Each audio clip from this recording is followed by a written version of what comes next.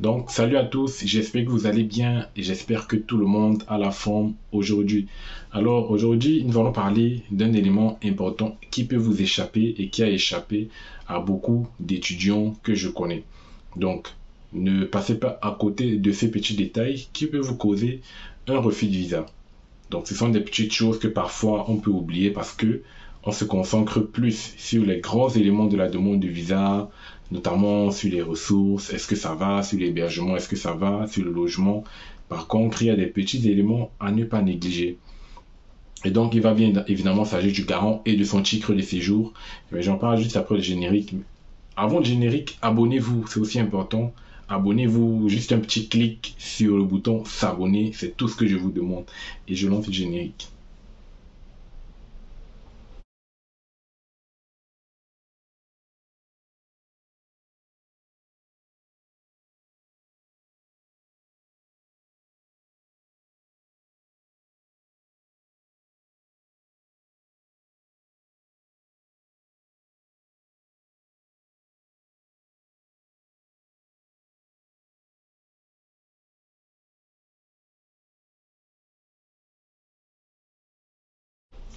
Donc, de retour très rapidement dans l'objet de la vidéo. Pourquoi j'ai fait cette vidéo? Je fais cette vidéo aujourd'hui parce que c'est important.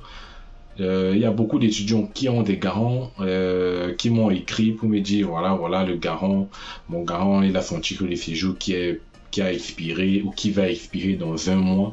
Donc, c'est vraiment important que vous ayez des garants qui soient vraiment en régularité, qui ont un titre de séjour supérieur à 3 mois, minimum supérieur à 3 mois. Parce que bien évidemment, pour entamer une démarche de renouvellement, c'est 2 mois avant la date d'expiration, voire 3 mois avant la date d'expiration. Voilà. Donc si son titre de séjour est déjà va s'expirer dans 2 mois ou dans 3 mois, vous devez vous assurer que votre garant ait fait une demande de renouvellement. Et c'est cette demande, c'est l'attestation qu'il aura reçue lors de la demande de renouvellement que vous devez joindre à votre dossier en plus de son titre de séjour pour montrer effectivement qu'il a des démarches en cours de renouvellement.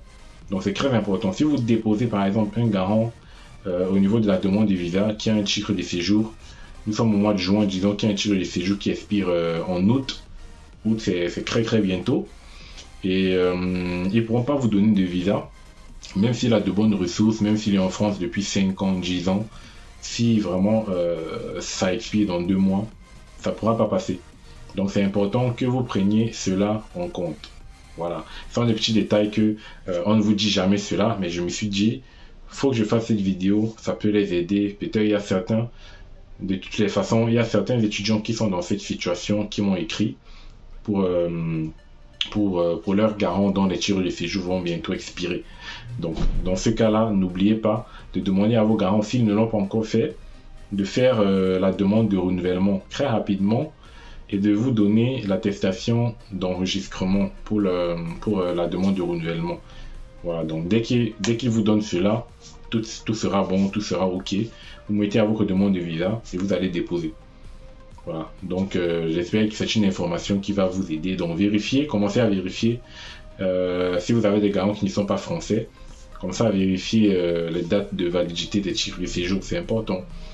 Et même des garants qui sont français, il y a des garants dont la CNI expire. Donc, bon, de toutes les façons, tant que tu as la nationalité française, ça va passer. Donc, c'est plus pour ceux qui ont des titres de séjour qui vont expirer dans 2-3 mois.